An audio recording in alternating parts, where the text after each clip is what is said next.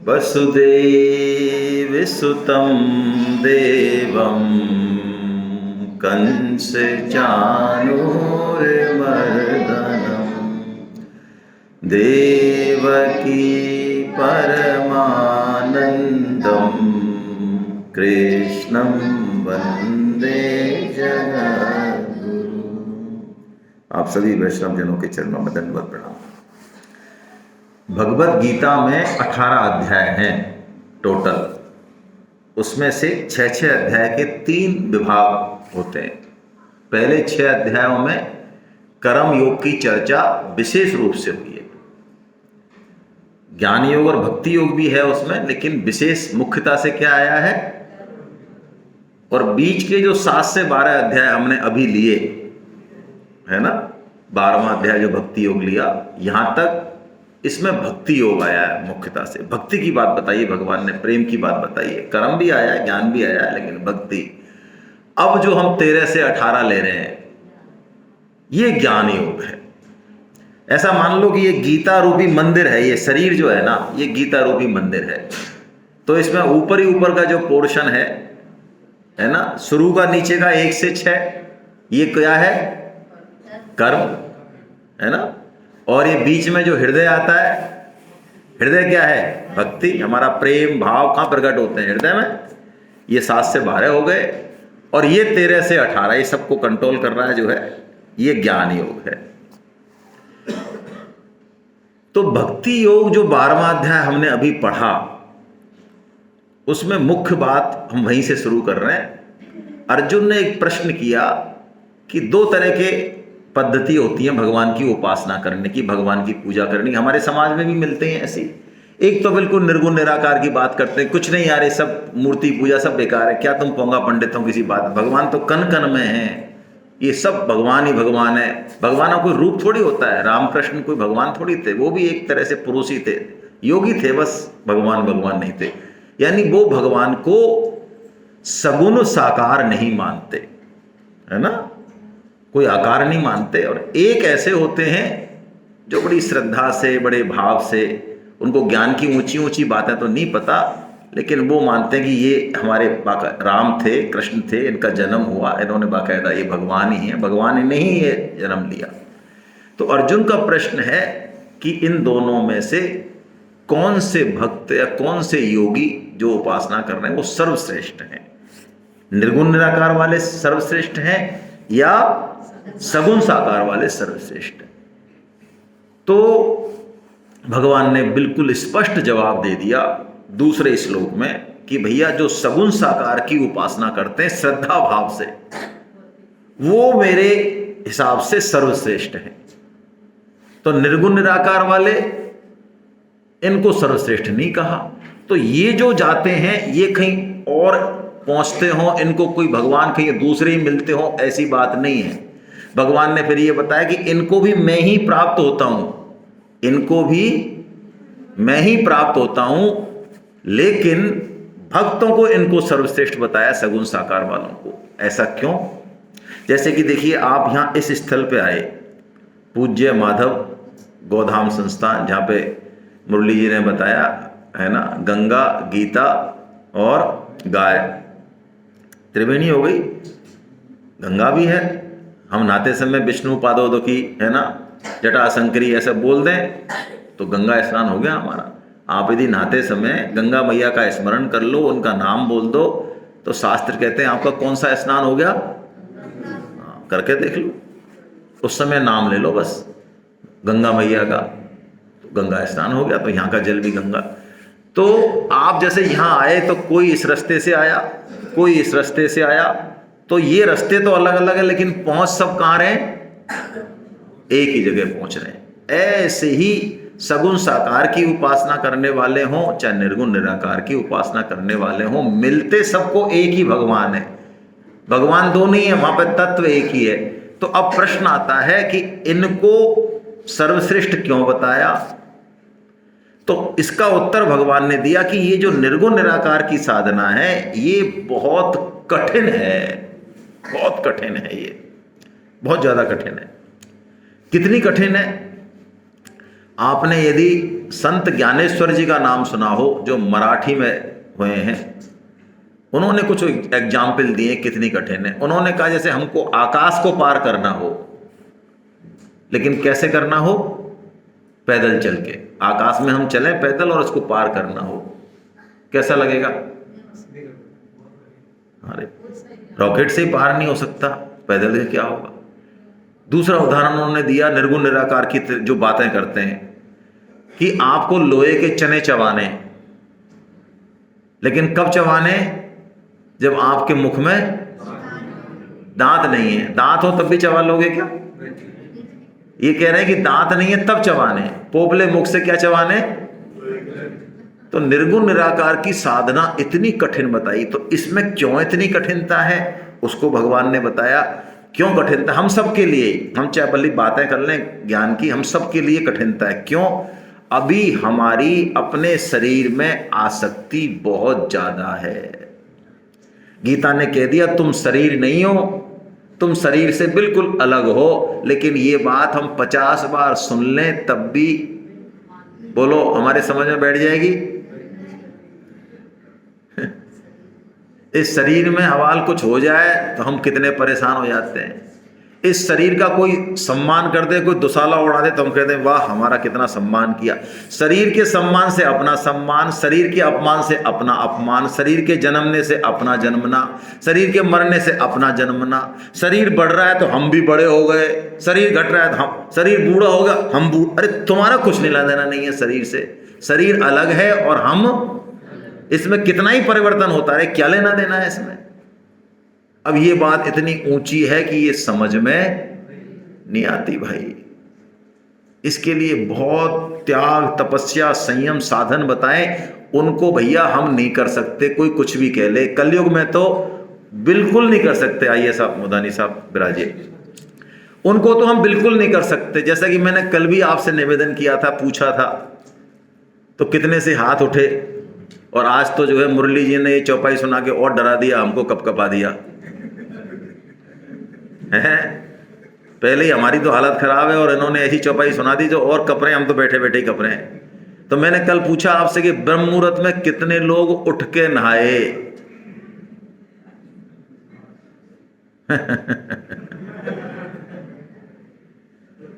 कार्तिक स्नान करती हैं माताएं बहनें, तो पुरुष कहते हैं इनसे क्या होता है?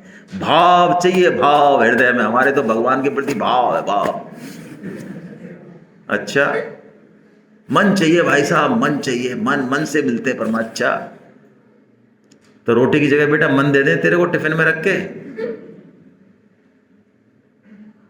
भाव और मन एक ही है, क्रिया भी उसी अनुसार हो जाएगी। हम सुबह जग नहीं सकते। आप में से कितने लोग हैं जो चाय छोड़ सकते हैं? बोलिए एक झटके में। अभी जैसे रज्जब जी ने कह दिया ना, रज्जब जी के गुरुदेव ने कहा कि क्या रज्जब तू कहां आया है? यहाँ पे इसलिए में आया है। छोड़ दिया रज्जब जी ने, सादे का विचार छोड़ दिया। ऐसे हम अपनी बुराइयों को ऐसे छोड़ दे चुटकी बजाते कि अब तक जो की अब हटाया। इतना दम है क्या भाई? इतनी त्याग, बात मत करो। इतनी त्याग, तपस्या, संयम यदि है तो हम ज्ञान मार्ग पे चल सकते हैं। तब चल सकते, तब तो ये रास्ता लिफ्ट का है। तब तो ये कैसा रास्ता है? 100 मंजिल की हो तो लिफ्ट का बटन दबाया, पहुंच गए। सीढ़ियों से टाइम लगेगा, लेकिन इसके लिए दम चाहिए भाई। और यदि कोई जाना चाहे इसी रास्ते से, तो भगवान ने उसके लिए कुछ तरीका बताया। क्या तरीका बताया? जो आपके सामने लिख रहा है कि पीछे लाओ इसको। नहीं मैं ले आऊंगा, छोड़ो। ये देखो, इस चैप्टर को देखो आप। इसमें कुछ नाम है अलग जो अभी आपके समझ में नहीं आएंगे। कुछ नए शब्द दे दिए भगवान ने यहाँ पे। क्या दे दिया? क्षेत्र, क्षेत्रज्ञ, विभाग, योग। क्षेत्र क्या है? इस शरीर को और इस संसार को क्षेत्र कहते हैं। जहां पे हम कर्म करते हैं, जहां पे हमें युद्ध करना है, जहां पे कर्तव्य कर्म करना है, इस क्षेत्र का एक लक्षण है क्या? ये लगातार बदल रहा है। हमारा शरीर बदल रहा है कि नहीं बदल रहा है? अब आप में से कोई कहेगा साहब तो नाश्ता करके आए तब भी ऐसे की ऐसे ही है, कोई बदलाव दिख नहीं रहा है। वैज्ञानिक कहते हैं हमारे शरीर में करोड़ों सेल्स हैं, कोशिकाएं हैं, और उन करोड़ों सेल्स में एक एक सेल्स में एक सेकंड के 1000वें हिस्से में परिवर्तन हो जाता है। यही शास्त्र कहते हैं। शास्त्र कहते हैं आप किसी का फोटो खींचो और फोटो खींचने की स्पीड इतनी हो कि एक सेकंड में 1000 फोटो निकाले वो कैमरा। हमारा तो एक सेकंड में एक निकालता है ना। ऐसे फोटो भी आते हैं, एटॉमिक कैमरे आते हैं जो एक सेकंड में कितने फोटो निकालते हैं? 1000 निकालते हैं। वो भी 1000 में हिस्से में भी वो शरीर बदल जाएगा। जब तक वो दूसरा फोटो नहीं निकाल सकता उसका बदल जाएगा। इतना तेजी से क्षेत्र बदलता है। लेकिन ये तो है क्षेत्र, शरीर और संसार जो बदलता है, हमको दिखे चाहे ना दिखे। जैसे कि चमगादड़ है, तो चमगादड़ जब बोलते हैं तो वो आवाज हमको सुनाई देती है? नहीं सुनाई देती है, क्योंकि उनकी आवाज बहुत 20 हर्ट्ज से कम होती है। कोई फिजिक्स का स्टूडेंट है आप में से, फिजिक्स केमिस्ट्री का? आप हैं तो वो समझ पाएंगे। 20 हर्ट्ज से कम होती है। हमारे कान जो है ना, ये 20 हर्ट्ज से और 20 किलो हर्ट्ज तक की रेंज को सुनते हैं। इससे नीचे होगा, इससे ऊपर होगा, हम सुन नहीं पाएंगे। आवाज तो होगी लेकिन हम नहीं सुन पाएंगे। तो चमगादड़ बोले, उसको दूसरा चमगादड़ सुन लेगा। हम कहेंगे आवाज हुई नहीं। हम क्या कहेंगे? क्यों नहीं हुई? हमने सुनी ही नहीं। अरे भाई तुमने नहीं सुनी, ये तुम्हारी समस्या है। शरीर में परिवर्तन हो रहा है, ये हमको दिखे चाहे नहीं दिखे, शरीर तो परिवर्तित हो रहा है। अब दूसरा आया क्षेत्रज्ञ। दूसरा शब्द क्या है? क्षेत्र में जो परिवर्तन हो रहा है उसको जानने वाला है वो क्षेत्रज्ञ है। हम अपने शरीर के परिवर्तन को जानने वाले, हम शरीर नहीं हैं। जैसे कि देखिए, ये चश्मा मेरे सामने रखा है, तो मैं क्या कह रहा हूं? ये चश्मा मेरा है। क्या कह रहा हूं? तो इसका मतलब ये है क्या कि मैं चश्मा हूं? हेलो, ये ज्ञान की बात है, अभी थोड़ा गंभीरता से सुनना समझना। मैं कह रहा हूं ये मेरा चश्मा है, तो चश्मा मैं हूं क्या? चश्मा मैं नहीं हूं ना। चश्मा और मैं बिल्कुल। तो मैं कह रहा हूं शरीर मेरा है। क्या मतलब है ना? पकड़ में आ रही बात? यानी शरीर में, शरीर तो लगातार बदल रहा है। देखो बचपन में फोटो देखोगे तो 2-4 किलो का बच्चा है, फिर किशोर हुआ, पौगंड, किशोर, यौवन, ये, और अब बुढ़ापे का आ गया। अब ये जो बदलाव हैं, इन सब बदलावों को मैं कह रहा हूं ये मेरा शरीर, ये मेरा शरीर, ये भी मेरा शरीर, ये भी मैं ही हूं, ये भी मैं ही हूं। तो ये सब जो बदल गए, इनको अपना बताने वाला कौन है? जो नहीं बदल रहा है वही है। यदि वो भी बदल जाता तो इनको पहचानता। तो ये जो अध्याय कह रहा है ज्ञान मार्ग पर चलना है, तो इस बात को हमको सीखना पड़ेगा भाई, बहुत अच्छे से समझना पड़ेगा। ज्ञान मार्ग बड़ा टफ है, ये इतना इंटरेस्टिंग नहीं है कि आपको मजा आए। फिर भी मैं कोशिश कर रहा हूं कि आपको इंटरेस्टिंग करके सुनाऊं। तो भगवान कह रहे हैं क्षेत्र और क्षेत्रज्ञ, इनमें विभाग है, यानी ये दोनों अलग अलग है। ये जो जान गया वही ज्ञानी है, और यही सबसे बड़ा ज्ञान है। जब तक हमने ये नहीं जाना, जब तक हमने वेद, शास्त्र, गीता सब पढ़ लिए, हमारा उस पढ़ने का कोई लेना देना नहीं है। भगवान क्या कह रहे हैं? शरीर अलग है, क्षेत्र अलग है, और क्षेत्रज्ञ। तो आप कहोगे साहब ये तो हमको मिले हुए दिखाई दे रहे हैं। आत्मा भी यही है अंदर ही, ये शरीर भी यही है, चल रहा है, तो दोनों बिल्कुल मिले हुए हैं। अलग अलग कैसे बता रहे हो? तो ये ऐसी गुत्थी है, भगवान की माया ऐसी प्रबल है कि असत चीज भी सत दिखाई देती है। आपने मृग मरीचिका का नाम सुना है? नहीं सुना? रेगिस्तान में कभी आप जाओ गर्मियों में, या आप रेगिस्तान छोड़ दो, आप गर्मियों में ड्राइविंग करते हो, सड़क पर निकलो, तो आपको यदि चिकना है, हाईवे बहुत बढ़िया हाईवे है तो मान लो, है ना, तो आपको ऐसा लगेगा कि यार सड़क पे पानी है।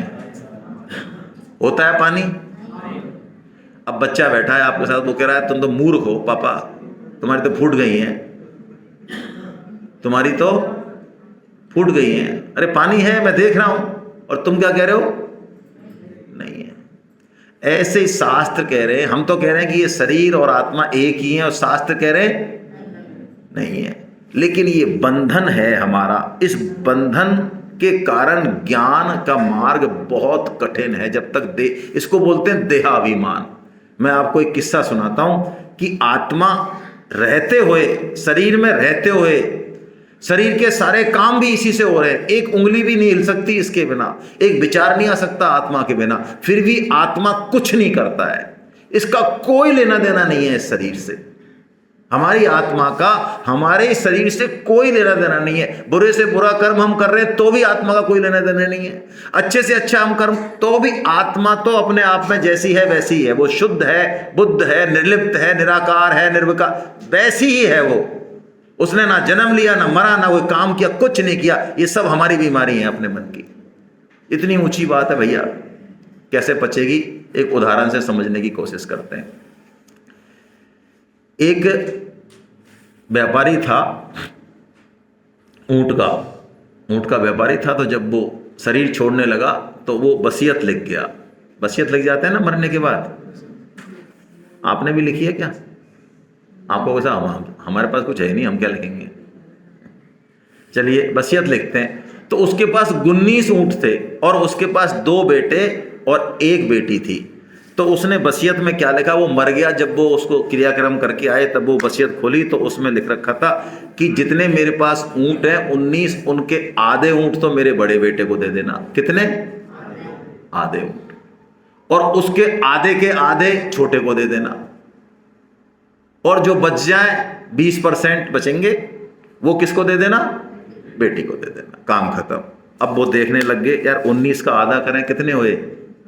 तो काटें कैसे? ऊंट है।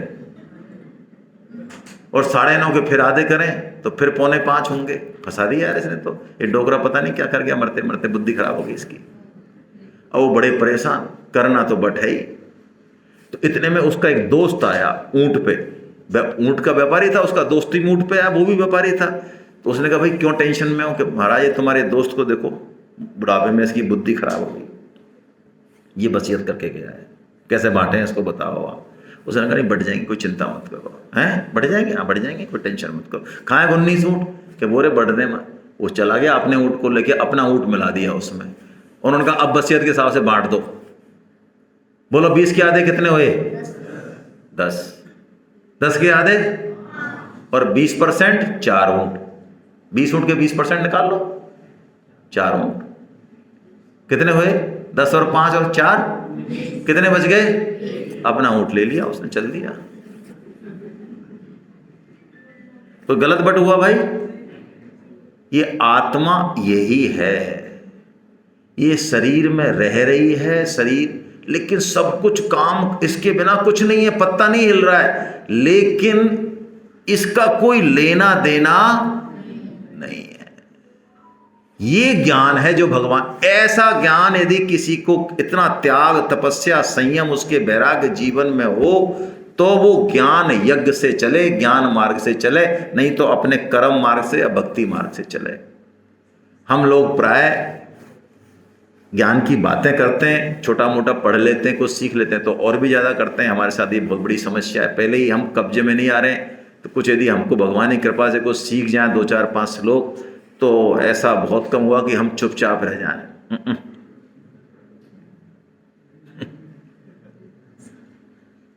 भाई आपके पास सामान थोड़ा इकट्ठा हो जाए तो आप चुप रह सकते हो क्या कहीं? हैं?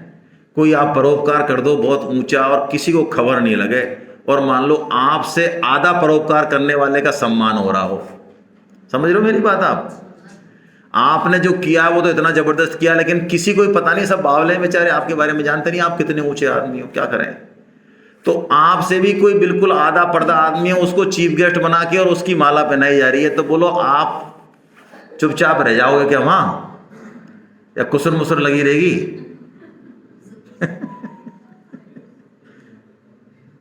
तो जो पचा जाए ना इसको, कितना भी ऊंचा काम, कितनी भी प्रतिभा, कितनी भी विद्या अपने अंदर हो, लेकिन पता लगे कि ये मेरा कोई लेना देना नहीं है इससे, जो पचा जाए, जो मन में ही नहीं आए बात कि मैंने करने के बाद भूलना और है ही नहीं, मैं करता ही नहीं है, दोनों में फर्क है,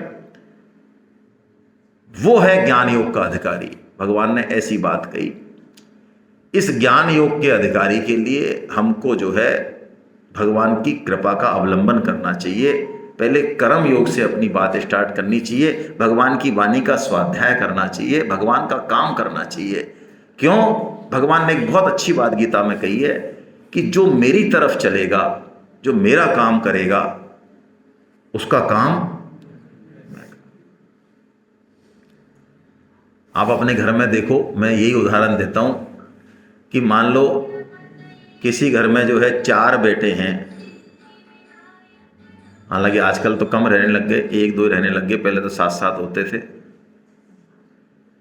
तो 4 बेटे, एक बेटा माँ का काम करने कहीं गया है, कोई दूध लाने गया है या कोई चीज, कोई काम करने गया है, बाहर गया है घर से, और पीछे से मिठाई आ गई, है ना। और ये उन जमाने की बात है जब मिठाई बरसों में आया करती थी, आजकल की बात नहीं है। ये कब की बात है? हाँ, पहले की बात है, 50-60 साल की। जो मिठाई देखते नहीं थे बच्चे, तो आते थे जब पता चलता था कि मिठाई आई जरूर थी, पर अब पता नहीं गई कहाँ। ये अब आजकल की बात नहीं है कि मिठाई आपके पीछे पीछे घूम रही है, आप राजा लाट साहब बन रहे हो और मिठाई खा ही नहीं रहे हो। आजकल यही सिस्टम है घरों में, मैया जो है बढ़िया चीज़ बनाती है देसी घी की और पीछे पीछे घूमती है बच्चों के। अब जमाना अलग हो गया है। वो जमाने की बात कर रहा हूँ जब चीज़ों के पते नहीं चलते थे, चीज़ें घर में आती तो थी लेकिन कहाँ जाती थी ये पता ही नहीं चलता था। इस पर कमेटी बैठती थी कि यार गई कहाँ, चीज़ रखी तो थी यहाँ पे। तो 3 बेटे जो वहीं हैं, उनको मिठाई का डिब्बा जैसे ही दिखा तो वो तो अब हो गए चालू।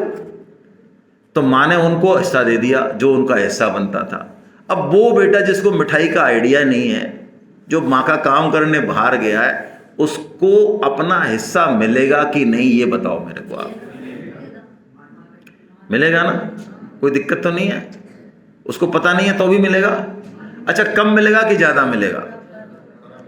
चांसेज ये कि थोड़ा ज़्यादा ही देगी माँ। हाँ, थोड़ा सा माँ का झुकाव जो है ना, क्योंकि माँ का काम कर रहा है ना भाई वो, तो नहीं चाहते हुए भी माँ को जो है थोड़ा सा ज़्यादा ही देगी वो। अब वो भले पढ़ा लिखा है तो और नहीं है तो, और कुछ गुण है कि नहीं, लेकिन उसमें एक गुण है। कौन सा गुण है? माँ का काम कर रहा है। अभी आपने जो ये श्लोक देखा ना, इससे पहले का आपने फिर आगे बढ़ा दिया क्या? पीछे करो इसको, और पीछे करो। ये देखो, भक्ति योग का अंतिम श्लोक है ये।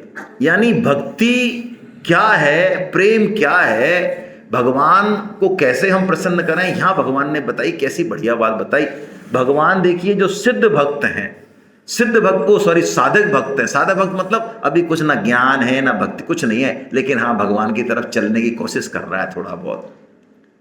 भगवान कहते हैं वो मुझे अत्यंत प्रिय है। वे मुझे, नीचे नीचे की लाइन देखिए क्या है, जो भगवान का भजन कर रहे हैं, सिद्ध हो गए, बड़े बड़े ज्ञानी, बड़े बड़े, उनको नहीं कह रहे हैं अत्यंत प्रिय, उनको तो कह रहे हैं प्रिय है, प्रिय है।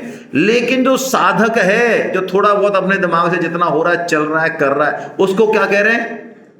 क्यों भाई, क्यों कर रहे हैं? इसमें शब्द है, भगवान कह रहे हैं यथोक्तम परि उपासते, क्योंकि वो साधक जैसा मैं कह रहा हूं वैसा पालन करने की कोशिश कर रहे हैं।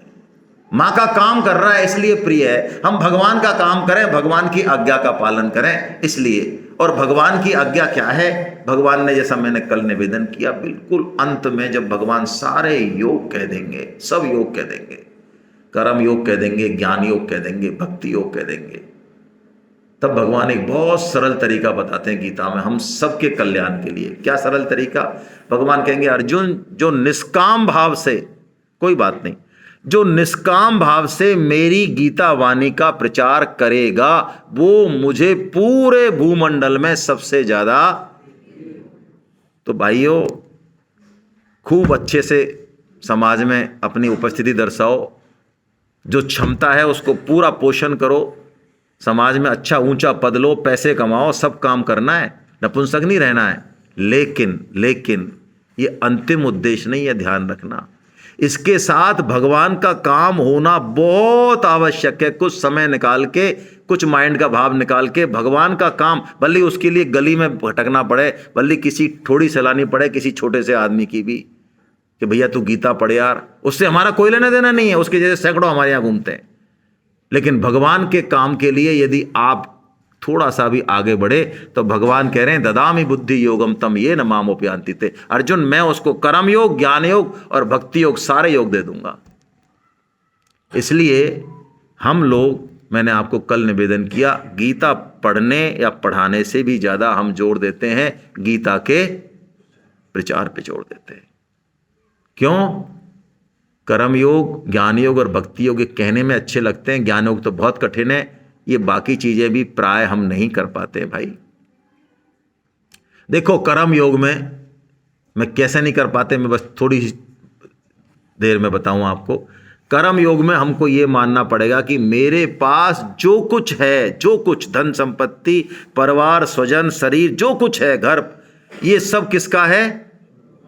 ये भगवान का, समाज का है, देश का है। इनको लौटाना है। मैं अपना तो परिवार पाल लूं, अपना पेट पाल लूं, इसके अलावा जो एक्स्ट्रा है, बोलो एक्स्ट्रा है कि नहीं हमारे पास? अन्न को लेके बात करें, वस्त्र को लेके बात करें, धन को लेके बात करें, क्षमता को लेके बात करें, बोलो सबके पास एक्स्ट्रा है कि नहीं? ऐसा तो कोई नहीं भूखा मर रहा कि साहब मेरे पास ड्रेस एक ही और शाम के खाने के पते नहीं है, ऐसे तो नहीं बैठे ना यहां कोई। तो एक्स्ट्रा वो किसके लिए भाई? किसके लिए? क्यों दिया हमको भगवान ने एक्स्ट्रा? हम ही मिले थे क्या देने को? हमको दिया है किसी सिस्टम के लिए दिया है, वरना और भी थे। अब हमारे पास चॉइस है कि जो एक्स्ट्रा दिया है उसको हम देश समाज की सेवा में लगा रहे हैं, या चला जाएगा, रहेगा नहीं, वो तो चला जाएगा, समय भी चला जाएगा। एक मौका है और चौका लगाया तो लगाया, नहीं तो खत्म कहानी। तो इससे कर्मयोग स्टार्ट होगा यदि ये भाव है तो। बोलो हमारा भाव है क्या? अब मैं खरी बात कह दूं क्या? बुरी लग जाएगी, लेकिन मेरी आदत है, मैं कहे बिना मेरे से रहा नहीं जाता है। अरे देश समाज की छोड़ो, हम अपनों को भी अंटी ढीली नहीं करते हैं। हमारी ये हालत है आजकल। अपने बेटे में और भतीजे में जमीन और आसमान का फर्क है हमारे दिमाग में। बोलो है या नहीं? छोड़ो आप 1 लाख 2 लाख की तो बात छोड़ दो, मकान की बात छोड़ दो, शादी ब्याह, वो पुराने थे मूर्ख लोग 70-80 साल पहले जो शादी भी कर दे, सब काम कर देते थे वो। हमारे अंटी से कुछ छूट भी गया ना, करना पड़ गया तो इतना गाएंगे, इतना इतना कूदेंगे कि मर ले बेचारा शर्म से वो अगला आदमी। और यहां चढ़ा रहता है खोपड़ी में, यहां कुछ कर दिया ना हमने अपनों के लिए भी, तो यहां चढ़ा रहता है वो खोपड़ी पे, वो जीने नहीं देता हमको। जगह जगह बुलवाता है वो हमसे कि हमने ये किया, हमने तेरी शादी करी, हमने तेरे 3 लाख कॉलेज की फीस के भरे, और हमने जब तेरा ये किया और फलाना किया और ढीक ना किया। हो गया कर्मयोग? ये कर्मयोग है? बोलो कर्मयोग का आचरण कर पाते हैं हम? अपने अपना चेक करें। मैं तो अपने दिल की जानता हूं, मैं तो अपनी बात कर रहा हूं, मुझे आपका तो पता ही नहीं है। हो सकता है आप में से कुछ करते हो, उनसे माफी चाहता हूं, लेकिन मैं तो अपनी तरफ देख के बोल रहा हूं मैं, और झूठ नहीं बोल रहा हूं। यही हालत है। अपने बेटे के लिए और थोड़ा सा दूर जाते हैं तो दोनों के लिए फर्क पड़ जाता है। भाषण देना अलग बात है, फर्क पड़ जाता है। ज्ञान योग मैंने बता ही दिया। शरीर कट जाए, मर जाए, गिर जाए, हमारे स्वजन संबंधी सब नष्ट हो जाएं एक दिन में ही, कोरोना से या किसी से भी, हमारी सब फैक्ट्री सब चले जाएं और डबल हो जाएं, उस समय भी रात को बढ़िया से नींद आ जाए, क्योंकि हमारे है ही नहीं वो। ना तो स्वजन संबंधी हमारे, ना शरीर हमारा है, ना ये फैक्ट्री और ये सब हमारी है, ये पैसा हमारा है ही नहीं, इससे हमारा लेना देना क्या है? ये तो मिला है, फ्री के मिल गया, हमारा है ही नहीं। ऐसा भाव हो, शाम को नींद आ जाए बढ़िया से कर्राटे मार के। बोलो वो है ज्ञान योगी। है कोई?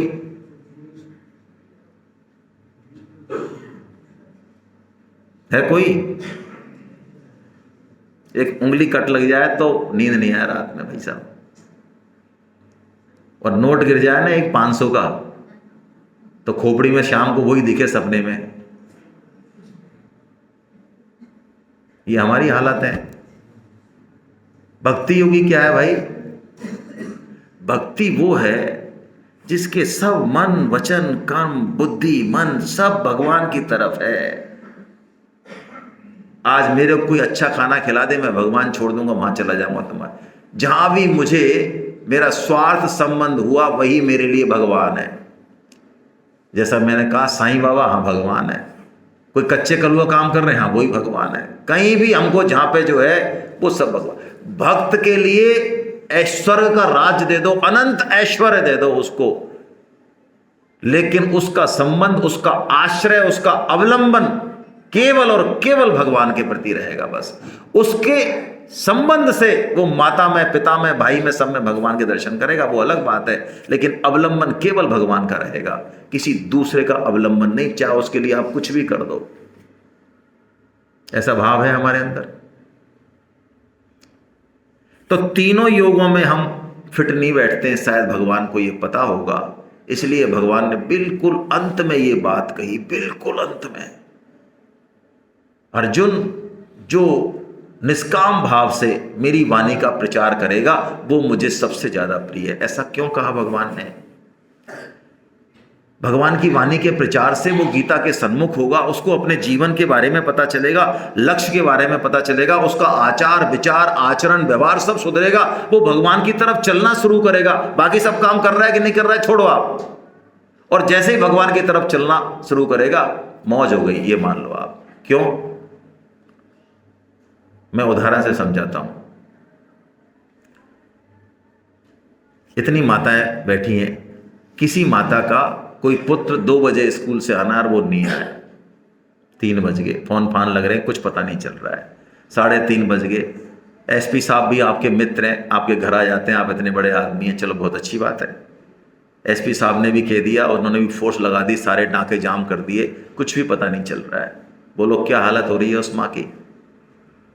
कुछ पता नहीं है कहाँ है, किस हालत में, आएगा कि नहीं आएगा। इतने में आपकी कॉलोनी में एक रिक्शा वाला जो है वो उस बच्चे को बिठा के धीरे धीरे, वो रिक्शा वो बच्चा बता रहा है कुछ उंगली से, अच्छा इधर है गली है मेरी, यहाँ ऐसा कुछ बोलना भी नहीं जानता ज़्यादा, छोटा ही बच्चा है, और रिक्शे वाला आ गया उसको लेके। अब आप बताओ उस रिक्शे वाले के प्रति आपके मन में क्या भाव रहेगा? वो ले आया उसको, कहीं से वो उसको भटक गया था, वो वहाँ से जैसे भी ढूंढ ढांड के बहुत मेहनत करी उस बेचारे ने, रिक्शे वाले को कोई ढंग से एड्रेस नहीं बता पा रहा है, लेकिन वो ले आया उसको। अब बोलो माँ क्या कर दे उसके लिए, बिक जाए तुम कहो तो, जो उसके बच्चे को ले आया।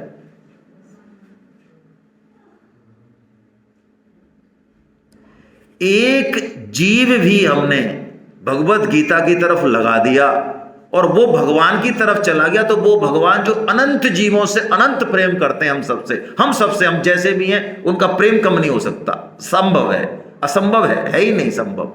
हम गाली दें तो, हम पूजा करें तो, ना करें तो, हम चलें तो, भगवान का प्रेम हमेशा हमारी तरफ रहने वाला है।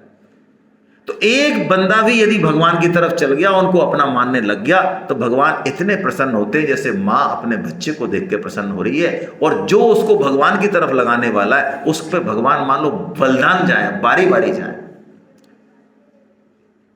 इसीलिए मैंने आपसे कहा कि हम सबको तहे दिल से, हमारे राकेश जी हों, चाहे आपके अजमेरा जी हों, चाहे राधेश्याम जी हों, या दिलीप जी हों, ये हमारे देवीलाल, जो भी हैं इसके, उन सब के लिए और आप सब के लिए, ये हम सब के लिए निमित्त बने कि हम सब थोड़ा सा भगवत गीता के बारे में थोड़ी सी चर्चा कर पाए, थोड़ा देख पाए क्या है, जरा एक फ्लैशबैक थोड़ा सा हल्का सा, इसमें भी ये निमित्त बने तो इनको लाख लाख बधाई है भाई, है ना। इनके लिए हम एक जोरदार ताली बजा सकते हैं, अपना भाव प्रकट कर सकते हैं। परोपकार बहुत होते हैं, लेकिन असली न गौ प्रदानम न मही प्रदानम न च दानेशु अभय न गौ प्रदानम न मही प्रदानम न च अन्नदानम ही तथा प्रधानम यथा बदंती ही बुधा प्रदानम सर्वेशु दानेशु अभय प्रदानम। शास्त्र वचन है ये।